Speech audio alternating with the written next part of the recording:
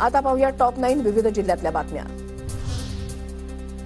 लातूरच्या अहमदपूर तालुक्यामधल्या तळेगावातील 103 शेतकऱ्यांना वक्फ बोर्डाची नोटीस। शेतकरी करत असलेल्या 300 एकर जमिनीवर वक्फ बोर्डाचा दावा।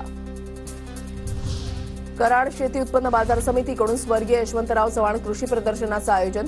कृषी प्रदर्शनाचं शेतकऱ्यांच्या हस्ते उद्घाटन। प्रदर्शनात शेतीविषयक माहिती देणारे 400 स्टॉल्स।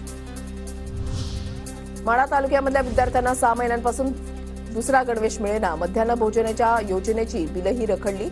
शिक्षकांवर उधारी आणि उसनवारीनं किरणाची बिलं देण्याची वेळ। धाराशिव जिल्ह्यामधल्या वाशी तालुक्यामध्ये दसमे गाव इथे चंपाषष्ठीनिमित्त खंडोबा यात्रा। नैवेद्य मिरवणूक काढून खंडोबा मंदिरासमोर लंगर तोडण्याचा कार्यक्रम संपन्न। नाशिकच्या कपालेश्वर मंदिरामधल्या सील केलेल्या दानपेट्यांची मोजणी पूर्ण। 4 दानपेट्यांमध्ये 11 लाख रुपये जमा। 5 पेट्यांपैकी 1 पेटी चोरीला गेल्यानं 4 दानपेट्यांची मोजणी।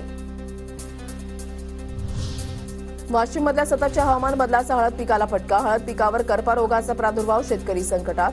हळदीच्या उत्पादनात मोठी घट होण्याची शक्यता।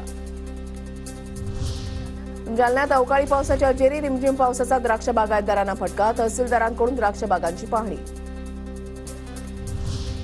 वाशिमच्या मालेगावातील पांगरा बंदीमध्ये वन्य प्राण्यांकडून शेत पिकांचं नुकसान। वन्य प्राण्यांचा कायमस्वरूपी बंदोबस्त करण्याची शेतकऱ्यांची मागणी। अन्यथा ठिय्या आंदोलन करू, शेतकऱ्यांचा प्रशासनाला इशारा। बीडच्या अंबाजोगाईमधील शासकीय स्वराती रुग्णालयामध्ये बनावट औषधांचा पुरवठा। सुरत आणि ठाण्यामधील 4 जणांवर गुन्हा दाखल।